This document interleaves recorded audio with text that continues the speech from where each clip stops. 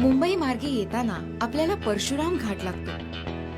हा घाट उतरतानाच सभोवताली डोळ्याचं पारणं फेडणारा जो भूप्रदेश दिसतो, त्यानेच आपल्या प्रवासाचा क्षण कुठल्या कुठे जातो.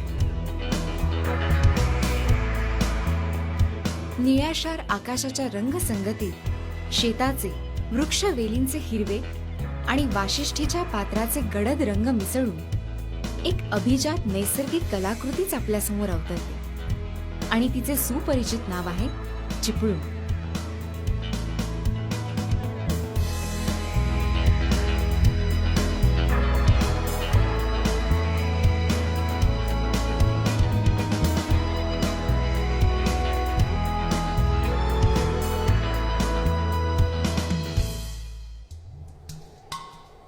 आपल्या नावाला साजसं या नगरीचं रूपडं आहे, म्हणूनच इथे येणारा प्रत्येक जण हरकून जातो.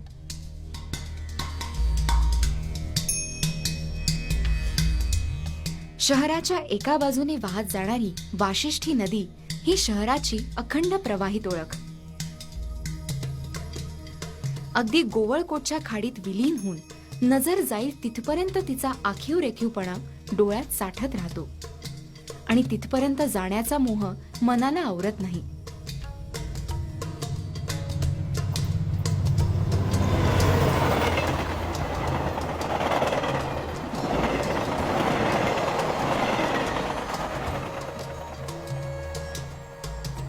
याच वाशिष्ठीच्या बाजूने हिरव्यागार शेताडीतून नागमोडी वळणं काढत सळसळत जाणारी कोकणची राणी जणू नागिणीसारखीच दिसते.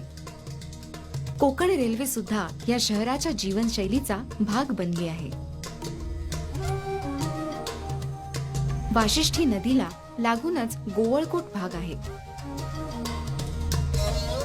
गोवळकोट ही चिपळूणच्या सौंदर्याची जशी नैसर्गिक ओळख आहे, तशीच ऐतिहासिकही आहे. शिवकालीन असलेल्या या गोवळकोट बंदरातील बॅकवॉटर सफरीचा प्रवास खूपच रोमांचकारी आहे. एका बाजूला नारळ पोफळीच्या बागात वसलेलं टुमदार कालुस्ते गाव पाहतानाच दुसऱ्या बाजूला खाडीच्या पात्रात काही बेट दिसतात. या बेटांना वळसा घालीत जसजसे आपण पुढे जातो तसतसे या जलप्रवाहाचा थ्रिल अधिक वाढतो. विविध पक्षी इथे दिसतातच. पक्ष्यांचा जलाशयातील वावर आणि खेळ बघण्याचा अनुभव सुंदर आणि भुरळ पाडणारा असतो. त्याचबरोबर कधीतरी मगरही दृष्टीस पडते.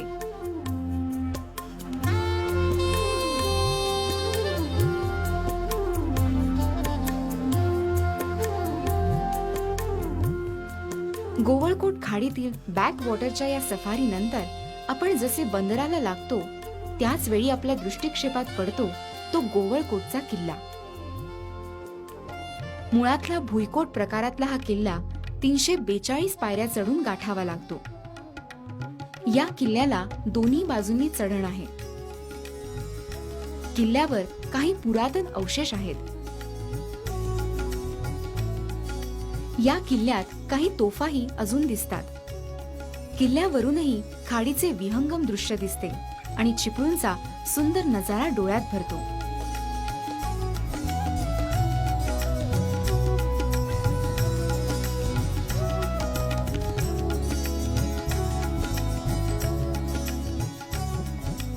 गोवळकोट भागाची हद्द संपते त्यावेळी शहराच्या बायपास रस्त्याला लागून डोंगरात पांडवकालीन लेणी दिसतात.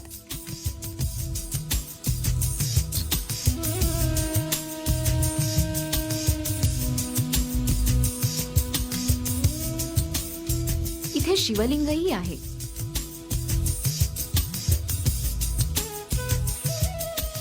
चिपळूणची हद्द ज्या देवाच्या भरोशावर आहे तो देव म्हणजे जुना कालभैरव अर्थात जुना भैरी. शिवाजी महाराजांनी या मंदिराला भेट दिल्याचे सांगितले जाते. जुना भैरीचा शिमगा सर्वत्र प्रसिद्ध आहेच. काही मंदिराच्या दर्शनानंतर थोडासा वेगळा अनुभव म्हणून जवळच असलेल्या सवतसडा धबधब्याला भेट द्यायलाच हवी. या धबधब्याखाली खास आनंद घ्यायचा असेल तर वर्षा सहल करायला हवी. रामतीर्थ तलावाच्या बाजूने सकाळी फेरफटकाचा अनुभव सुखद असतो. या तलावात शिवाजी महाराजांनी स्नान करून कालभैरवाचे दर्शन घेतल्याचा इतिहास आहे. पुरातन काळातील देवळात समावेश होतो तो यादवकालीन विंध्यवासिनी मंदिराचा.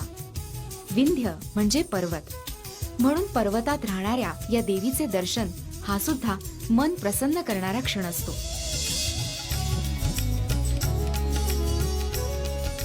या देवळाबरोबरच चिपळूण भेटीतील आणखी एक महत्त्वाचे मंदिर आहे, परशुराम मंदिर.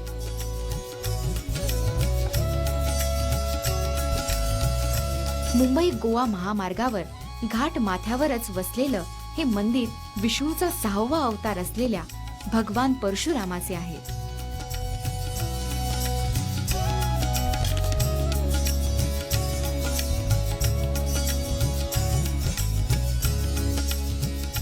इथे ब्रह्मा, विष्णू आणि महेशाच्या मूर्ती आहेत. या मुख्य मंदिरापाठी रेणुका मातेचे मंदिर आहे. इथेच परशुरामांनी 5 बाण मारून भूमीतून वर काढलेल्या पाण्यापासून तयार झालेला बाणगंगा तलाव आहे. इथला परिसर आणि घरे कोकणातील जुन्या पद्धतीच्या घरांची आठवण करून देतात. प्राचीन वास्तुकलेचे उत्कृष्ट उदाहरण म्हणून हे मंदिर केवळ कोकणातच नव्हे तर संपूर्ण महाराष्ट्रात प्रसिद्ध आहे.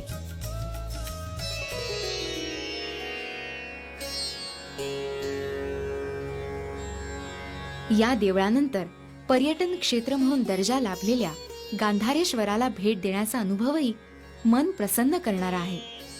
वाशिष्ठीच्या अगदी काठावरच स्थापित झालेल्या या मंदिरातील शिवलिंग स्वयंभू आहे.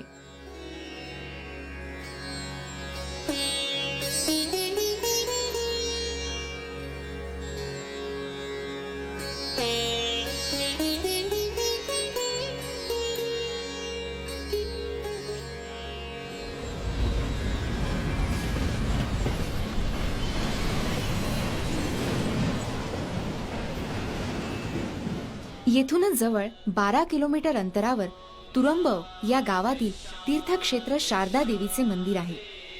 या मंदिराची रचना सुंदर करण्यात आली आहे व परिसरही निसर्ग सुंदर आहे. येथून आपण पुन्हा चिपळूणकडे आल्यानंतर दसपटी भागातील दादरचे रामवरदायिनी मंदिरही अवश्य पाहावे असे आहे. उत्तम वास्तुशिल्पशास्त्राचा आविष्कार इथे दिसतो. सह्याद्रीच्या परिसरातले हे मंदिर हजारो भाविकांचे श्रद्धास्थान आहे. चिपळूणात आपल्याला जर पश्चिम महाराष्ट्रातून यायचे असेल तर कुंभार्लीचा घाट उतरून यावे लागते. चिपळूणात येणाऱ्या पर्यटकांना, पाहुण्यांना चांगल्या व दर्जेदार हॉटेल्स, रेस्टॉरंटची कमी नाही. अगदी पंचतारांकित हॉटेल्स पासून खिशाला परवडणाऱ्या चांगल्या कोकणी पद्धतीचे मांसाहारी आणि अगदी शुद्ध साजूक शाकाहारी जेवण देणारी हॉटेल्स आहेत. शिवाय इथे राहण्याची उत्तम सोय आहे.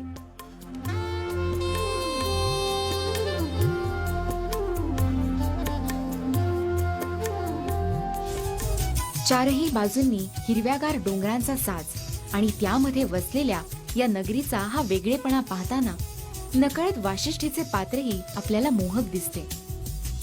जणू एखाद्या सौंदर्यवतीने आपलं रूप आरशात न्याहाळावं व स्वतःला सजवावं असा हा निसर्गाचा खेळ सुरू असतो अव्याहतपणे.